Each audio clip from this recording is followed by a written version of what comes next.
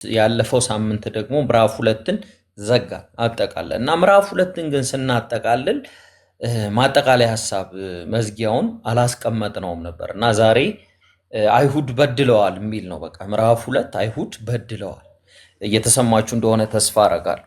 አይሁድ በድለዋል ሲል ጳውሎስ መከራከሪያውን ያቀርባል። መከራከሪያውን በሚያቀርብበት ሰዓት ግን በአይሁድ ላይ በድላችኋል ማለት ዝም ብሎ ክርክር አይደለም የሚቀርበው። በድላችኋል እግዚአብሔርን አይባልም። ዝም ብሎ አይሁዳዊ ለምን በምን ይላሉ። ምክንያቱም የብሉይ ኪዳን ነቢያት በሙሉ ያ ሁሉ መከራ የተቀበሉት የበራኪው ልጅ ዘካርያስ የተባለው ከሱ ጀምሮ ብዙዎቹ መከራ የተቀበሉት ደሙን ከመስዋዕቱ ጋር የቀላቀሉበት የዮዳኤ ልጅ በመጽሐፍት እንዳየነው እንደሱ አይነት መከራ የተቀበሉ ሰዎች በምን ምክንያት ነው ሲባል አይሁድን እግዚአብሔርን በድላቸዋል በማለት የብሉይ ኪዳን ነቢያት ሲሰደዱ መከራ ሲያዩ የነበረው ኢሳያስ ከሁለት የሰነጠቁት ማለት ነው። ያ ሁሉ መከራ የተቀበሉበት ምክንያት እግዚአብሔርን እናንተ በድላችኋል በማለታቸው። እዛ ነው ጌታችን መድኃኒታችን ኢየሱስ ክርስቶስ ምን አለ? እናንተ ነቢያትን የምታሳድዱ ነቢያትን የምትገድሉ ብሎ የግብራቸውን ስራቸውን ግልጽ ያደረገው እና ሐዋርያ ቅዱስ ጳውሎስ አይሁድን በድላችኋል ብሎ ዝም ብሎ መናገሩ ለሞት ስለሚያበቃው እዚህ ጋር ጠንከር ያለ መከራከሪያ ያመጣል። እዚህ ጋር ከፍ ያለ መከራከሪያ ያመጣል። ከፍ ያለ መከራከሪያውን ሲያመጣ ምን አጠፋን ሲሉት አይሁዳውያን ምዕራፍ 2 ከቁጥር 1 እስከ 3 ድረስ አሕዛብን በምትነቅፉበት ነገር፣ አሕዛብን በምትተቹበት ነገር እናንተ ራሳችሁ ተላላፊዎች ናችሁ፣ ስለዛ እግዚአብሔርን በድላችሁታል ይላችኋል። ሁለተኛው ደግሞ መከራከሪያው ከቁጥር 4 ምዕራፍ 2 እስከ 11 ድረስ ምን የሚል መከራከሪያ ያመጣል መሰላችሁ? ቸርነቱ የእግዚአብሔር ወደ ንስሐ ወደ ምሕረት ሊመራችሁ ሲገባ እናንተ ግን በአመፃችሁ ቀጥላችኋል፣ አመፃን አበረታታችኋል፣ አመፃን አፕሪሺየት አረጋችኋል፣ በዚህም እግዚአብሔርን በድላችኋል በማለት ክርክሩን ያጸናባቸው። ሶስተኛው መከራከሪያ ሕጉ ለአይሁድ ተሰጥቷል። አያችሁ፣ ሕግ ለአይሁድ መሰጠቱ ብቻ ከአሕዛብ እንደተሻሉ ተሰምቷቸዋል። ለእኛ ሕግ ስለተሰጠን እኛ ከአሕዛብ እንሻላለን። ያንን እኮ ማድረጋችሁ መሻል መቁጠራችሁ ጥሩ ነገር ነው፣ ግን ደግሞ ሕግን የሚሰሙ ሳይሆን ሕግን የሚያደርጉ ለዛ ነው የሕግ ፍጻሜ ይሆን ዘንድ ክርስቶስ ስለ ኃጢአተኞች ሞቷል። አለቀ በቃ።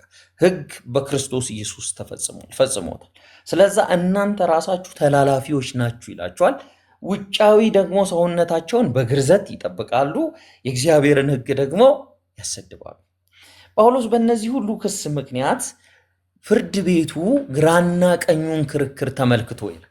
ፍርድ ቤቱ ግራና ቀኝ ክርክሩን ተመልክቶ ፍርድ ይወስንልኝ። አይሁድ በድለዋል። ማንን? እግዚአብሔር። አሁን አይሁድ እግዚአብሔርን በድለዋል ሲል አይሁዳዊ መከራከሪያ የላቸውም፣ እነሱም ሞት ተፈረደባቸው።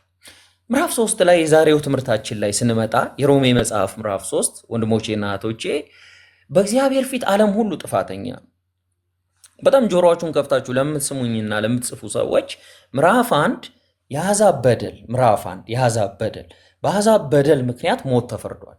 ምዕራፍ 2 ላይ የአይሁድ በደል፣ በአይሁድ በደል ምክንያት ፍርድ ተፈርዷል አይሁዳውያን ላይ። ምዕራፍ 3 በዓለም ሁሉ ላይ የእግዚአብሔር ፍርድ፣ ዓለም ሁሉ በደለኛ ነው፣ ዓለም ሁሉ ጥፋተኛ ነው፣ ዓለም ሁሉ ከእግዚአብሔር የራቀ ነው የሚለውን ክፍል ነው ዛሬ የምናየው። ዋና ጥቅሳችንም የሚሆነው ሮሜ ምዕራፍ 3ን ስለምናይ ቁጥር 19 እጅግ የሚደንቅ ጥቅስ ነው። እንደዚህ ይላል፣ አፍ ሁሉ እንዲዘጋ ዓለም ሁሉ በእግዚአብሔር ፊት ተጠያቂ እንዲሆን። ዓለም ሁሉ በእግዚአብሔር ፊት ተጠያቂ ነው። ኮስሞስ የሚል ዓለም ወርልድ፣ ይሄ ስርዓቱ ሲስተሙ ያለበት ሰው በሙሉ በእግዚአብሔር ፊት ተጠያቂ ነው ይላል። ለምንድነው የሚጠየቀው? እንዴት ነው የሚጠየቀው? ዛሬ እናነሳለን። ሮሜ ምዕራፍ 1 ከቁጥር 18 ጀምሮ እስከ 3:20 ድረስ ጳውሎስ ፍርድ ቤታዊ መልክ አድርጎ አሕዛብ ሁሉ በደለኛ፣ አሕዛብ ሁሉ ኃጢአተኛ፣ አሕዛብ ሁሉ ወንጀለኛ ነው ብሎ እግዚአብሔር ፈራጅ ይላል። እቹ አምላካችን እግዚአብሔር ፈራጅ፣ ሕግ ደግሞ ማስረጃ ነው። ሕግ ማስረጃ ነው ሲል ሰው ምንድን ነው ሲባል ተከሳሽ ነው። ፕሊስ አሁን በደንብ ግልጽ እንዲሆንላችሁ ስለፈለግኩ ነው። እግዚአብሔር አምላክ ፈራጅ።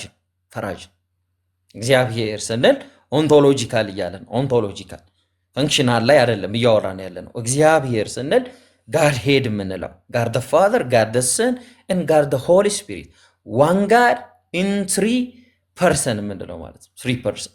አሁን እግዚአብሔር ብሎ በጋድ ሄድ የሚያመጣው እሱ ምንድን ነው ሲባል ፈራጅ ነው ይላል። ግብርን አይደለም የምናወራው፣ ኩነት ማንነትን ነው። በዚህ ማንነት ውስጥ እግዚአብሔር ፈራጅ ነው ይልና ህጉ ደግሞ ንጹሕና ቅዱስ ሆኖ ከእግዚአብሔር ስለተሰጠ ህጉ ማስረጃ ነው። ህግ ለማንም ሳይድ አይዝም፣ ለማንም አያዳለም። አክሴፕት አድርጓቸው ገስት ላይ የሚመጡትን ወገኖች ለማንም አያዳለም። ስለዛ ህጉ ማስረጃ ሆኖ ይቀርባል። አዎ ሰው ሲባል ተከሳሽ ነው። ጳውሎስ አቃቤ ህግ ሆኖ ነው የመጣው። አቃቤ ህግ ፕሊስ አክሴፕት አድርጓቸው። ሞዴሬተር እኮ ለምን አክሴፕት አድርጓቸው? እሺ እኔ አክሴፕት እያደረኩ ልሂድ። ህጉ ማስረጃ ነው። ሰው ተከሳሽ ነው። ለማንም አያዳላም ህጉ።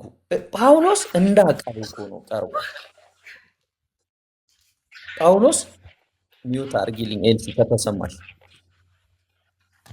ሚውት ኤልሲ ሚውት አድርጊልኝ። እሺ ቴንክ ዩ። ጳውሎስ ምዕራፍ 1 ላይ አሕዛብን ከሷል። ምዕራፍ 2 ላይ ስነ ምግባራዊ ሰዎች ነን የሚሉትን ስነ ምግባራዊ ሰዎች ነን የሚሉትን አይሁዳውያንን ከሷል። ምዕራፍ 3 ደግሞ የመጨረሻውን ፍርድ ያቀርባል። ለዛ ነው ምዕራፍ 3 የመጨረሻውን ፍርድ ካቀረበ በኋላ እጅግ ዛሬ የማያመልጠን ክፍል እጅግ ደስ የሚል ክፍል ነው የማነብላችሁ። ምን ካላችሁኝ ከ3:21 ጀምሮ የጸጋ ወንጌል በሰው ፊት ቀርቧል። ከሳሽ የለም፣ ከሳሽ ተጥሏል። የጸጋ ወንጌል በፊታችን እንዴት እንደቀረበ ያሳየናል ጳውሎስ። ልክ በደንብ ስሙኝ። ሐኪም መድኃኒት ከመስጠቱ በፊት በሽታን ይረዳል፣ ይሰማል። ምን ያረግሃል፣ እንዴት ያረግሃል፣ ምን አይነት ሲምፕተሞች አሉ እንደሚለው ጳውሎስ በሽታችንም በሙሉ ይገልጠዋል። መድኃኒቱ ደግሞ ከዛ በኋላ ይገለጣል። ማን ነው መድኃኒቱ ስንል ጌታችን መድኃኒታችን ኢየሱስ ክርስቶስ ከኃጢአት፣ ከድካም፣ ከስቃይ፣ ከበሽታው በኋላ የተገለጠ እውነተኛ ፈውስ ያገኘንበት መድኃኒት ነው ይላል። እውነተኛ ድነትን ያገኘንበት መድኃኒት ነው ይላል። አያችሁ አሁን ሲመጣ ጳውሎስ ምዕራፍ 3 ቁጥር 1 ላይ ሲጀምር አይሁዳውያን መብት የላቸውም እንዴ? ታዲያ ምንድነው አይሁዳዊ መባላችን? የአብርሃም ኪዳን፣ የኖህ ኪዳን፣ የሶሎሞን ኪዳን፣ የዳዊት ኪዳን፣ ይሄ ሁሉ ኪዳን ምን ጥቅም አለው ታዲያ ሲሉት አይሁዳዊ ምንም ብልጫ ጥቅም የለውም ሲሉት ኖ አይሁዳዊ ጥቅም አለው፣ አይሁዳዊነት ብልጫ አለው ይላል። ግርዛትስ ምንም ጥቅም አለው ይላል እንጂ። ለምን ሲባል ምዕራፍ 2 ላይ ጳውሎስ ጥያቄ አንስቶ ጥያቄውን በጣም ጠንከር አድርጎ ፍራስትሬት የሚያደርጉበት ነገር ውስጥ ከቷቸው ስለነበር ግርዛት ካላዳነን፣ አይሁዳዊ መሆን ካላዳነን፣ በደንብ ስሙኝ። ታዲያ ልዩነቱ ከአሕዛብ ምንድን ነው? ለምን የአብርሃም ዘር ተባልን?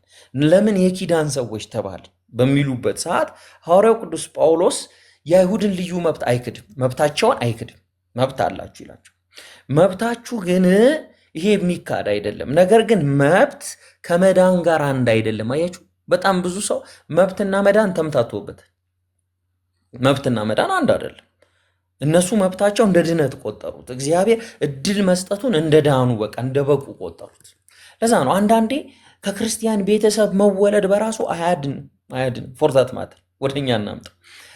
በቤተ ክርስቲያን ውስጥ ነው እኮ ያደግኩት። እኔ እኮ ከልጅነቴ ጀምሮ ቤተ ክርስቲያን፣ እንደውም አንዳንዶች የሚላሉ ስወለድ መጽሐፍ ቅዱስ እጄ ላይ እንዲህ ተሰጥቶኝ እየተነበበልኝ መጽሐፍ ቅዱስ ከልጅነቴ ጀምሮ፣ ይሄ በሙሉ አያድንም እያለ ነው ጳውሎስ። አረ እንደውም ደግሞ ይሉና ተምር ያለው እኮ የደቀ መዝሙር ትምህርት፣ የአገልግሎት ትምህርት፣ ስነ መለኮትም ትምህርት ተምር ያለው ሲሉ ኖ እሱም አያድንም። ታዲያ ምንድን ነው የሚያድነው ሲባል ክርስቶስ ኢየሱስ ብቻ። ጣሲት በቃ ድነት በክርስቶስ ኢየሱስ ብቻ። ለምን? ነቢያት መሰከሩ፣ ሐዋርያት መሰከሩለት። ማን? ክርስቶስን ያድናል እሱ ብለው ማለት ነው። ድነት ያለው በእርሱ ብቻ ነው ይላቸው። እንደውም ቁጥር 2 ላይ የአይሁድ ብልጫው ምንም አይደለም ሲሉት፣ አረ የአይሁድ ብልጫ በነገር ሁሉ ነው ይበልጣሉ እኮ ይላል። ታዲያ በነገር ሁሉ ከበለጡ እንዴት አይድኑም ሲባል፣ እንዴ ብልጫቸው እንደውም እኮ ይላል እድል ነበረ። የእግዚአብሔር ቃል አደራ እኮ ተሰጥቷቸው። የማን ቃል? የእግዚአብሔር ቃል አይሁድ ምንድን ነው ያገኙት? ሕግ አግኝተዋል፣ ነቢያትን አግኝተዋል፣ ቃል ኪዳኖች አሏቸው፣ የመሲሁ ተስፋ ተሰጥቷቸው ነበር። ይሄ ሁሉ ፕሪቪሌጅ፣ ይሄ ሁሉ እድል ተሰጥቷቸው ግን አይሁዳውያን አንዳሉ ብዙ ነገር ቀርቦላቸው። ይሄ ታላቅ መብት ነው ወንድሞቼ እና እህቶቼ፣ ቀላል አይደለም። ብዙ መብት። በደንብ ስሙኝ፣ ይቺ በደንብ ስሙኝ። ከታች ብትጽፏት ደስ ይለኛል፣ ፕሪንስፕል ስለሆነች። ብዙ መብት ብዙ ኃላፊነት ያመጣል። አያችሁ፣ ብዙ መብት ስታገኙ ብዙ ኃላፊነት እንዳለ አትርሱ። ብዙ እድል ሲመጣ ብዙ ኃላፊነት እንዳለ አትዘንጉ። ለዛ ነው ስለዚህ ነገር አርጌንስ የሚሉት የቤተ ክርስቲያን አባት ወይም ኦሪገን ይሉታል። ኦሪገን አርጌንስ መናፍቁ ይሉታል። ምን ይላል ኦሪገን? ቅዱሳት መጽሐፍት ለመያዝ ብቻ አልተሰጡንም ይላል። ቅዱሳት መጽሐፍት ለማወቅ ለመረዳት ብቻ አልተሰጡንም ይላል።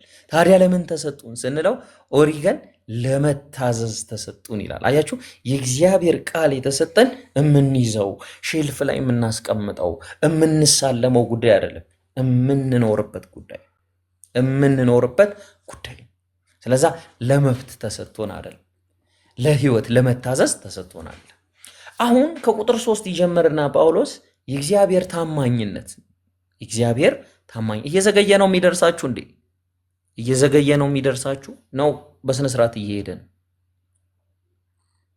የሆነ ነገር ከስር ብትሉ ይሰማል። ጥሩ ነው። እሺ፣ ጥሩ ነው ዮባ። እሺ፣ ታዲያ ይሄ መብት ተሰጥቷቸው ይሄ መብት የተሰጣቸው ሰዎች እነሱ ባይታመኑ እነሱ ባያምኑ የእግዚአብሔርን ታማኝነት ያጠፈዋል? አያጠፋም። አይሁድ ብዙውን ጊዜ አልታመኑ። በእስራኤል ታሪክ ውስጥ ስናየው ያልታመኑት እነሱ ናቸው። እግዚአብሔር ታማኝ ነው። እግዚአብሔር ለቃሉ ታማኝ ነው። እግዚአብሔር ለቃሉ የታመነ አምላክ ነው። አያችሁ፣ ሰው ግን አይታመን። ሰው አይታመን። እግዚአብሔር ታማኝነቱ አልተለወጠም። ኢሚዩተብል ነው ጋድ። ኦኬ፣ የሚለወጥ አይደለም። የእስራኤል ቤት ሆይ እኔ እግዚአብሔር አልለወጥም ይላቸዋል። ያዕቆብ ሆይ መንገዴ አካሄዴ ለምን ከእግዚአብሔር ተሰወረ ትላለ? አላወክም? አልሰማህም? እግዚአብሔር የሚለው ተለውጧል። እግዚአብሔር አይደለም፣ እነሱ ናቸው የተለወጡ። የማይለወጥ በዘላለም ዘመናት መካከል የጸና እግዚአብሔር እንዳለን ያለው። ነገሮች ሁሉ ይለወጣሉ፣ ነገሮች ሁሉ ይቀያየራሉ። ትናንት፣ ዛሬ፣ ነገ የምንላቸው ነገሮች ሮቴት በሚያደርጉበት ጠዋትና ማታው እንኳን እንዲህ በሚቀያየርበት ዓለም ውስጥ የማይለወጥ እግዚአብሔር፣ የማይለወጥ ጌታ ኢየሱስ ክርስቶስ። ሰው ሁሉ ይለወጣል።